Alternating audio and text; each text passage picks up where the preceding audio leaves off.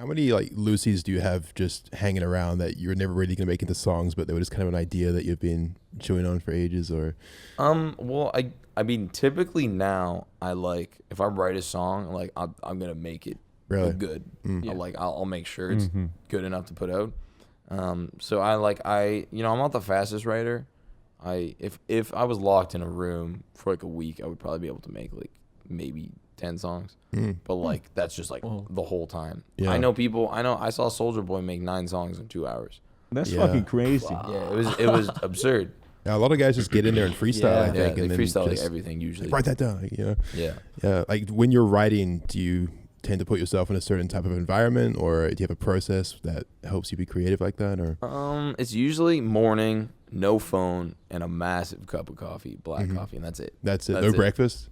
No. Just start writing. Yeah, I just start writing, and then if anything just sets my day off, I just can't write the whole day. Really? Yeah, I just like. You have to be in a very particular mood for it. Yeah. Right. So what kind of thing could set your day off? It's like, shit, I stepped in dog shit. This no writing day. I'm not doing it. I mean, I wake up, I go to my kitchen, turn on, because I prep coffee at night sometimes if I'm just like on that min-max shit. And then have my coffee, I sit down. If I get like a message that I just don't want to read, or it's just like, hey, like you need to do X, Y, Z, Z, X, A, B, C, D, F, G, I, J, K, and I'm like, no, I just don't want to do that. And then sometimes it's just like, that's just too much, and then it just sets me off. I don't know. There's like not many things that really frustrate me, but I don't really know what an example would be. But if it's just like kind of weird. So what about crackheads coming up to you while you're eating ramen? How about that? Honestly, calling you a fucking asshole.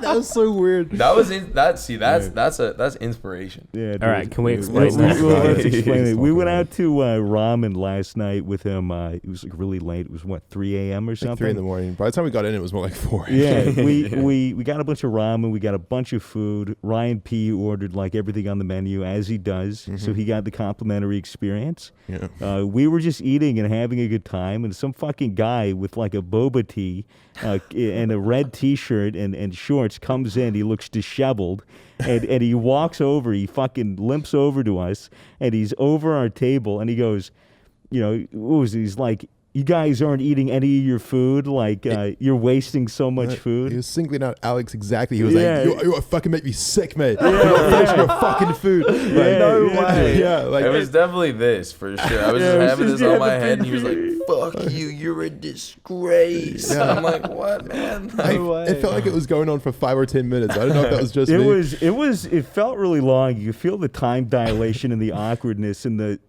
how fucking weird it was. I just remember him standing next to me right where Toby is, and I was kind of just doing this, like trying to I was like flinching because he was yelling so aggressively like, in my direction. He was spitting. Yeah, I'm pretty sure too. he hit me with the little spitball. He was. It was.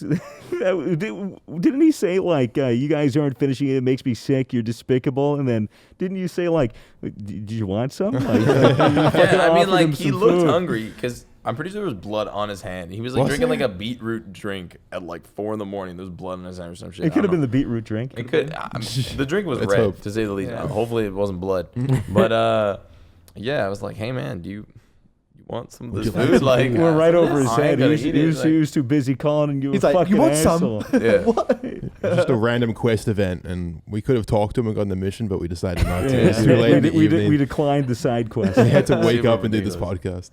podcast. Funny thing is, I woke up this morning and I told my DJ what happened, and I was like, yo, Dan, like, yeah, some guy like pulled up on me, blah blah blah, and he had the same problem with the same guy.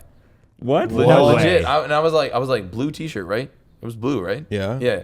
And he was like, yeah, like blue T-shirt guy just lost his shit on me, and I'm like, what'd he do? He was just like, he was being really nice, and then he's like, drunkenly, Dan put his arm around his arm or shoulder and was just like, hey, like, we're popping off or something. I don't know what it was, just like some drunken antics.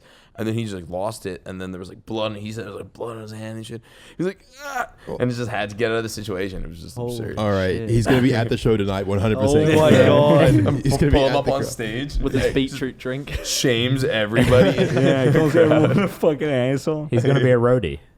Alright. Yeah, that'd be crazy. Jesus. Wait, so where did your DJ see this guy? I think it was just in the street. I'm not too sure. Oh. Oh my god. He was lurking after us. So. Weird. Jesus, dude. Gang stalking. Okay. It's going He's around. talking, yeah.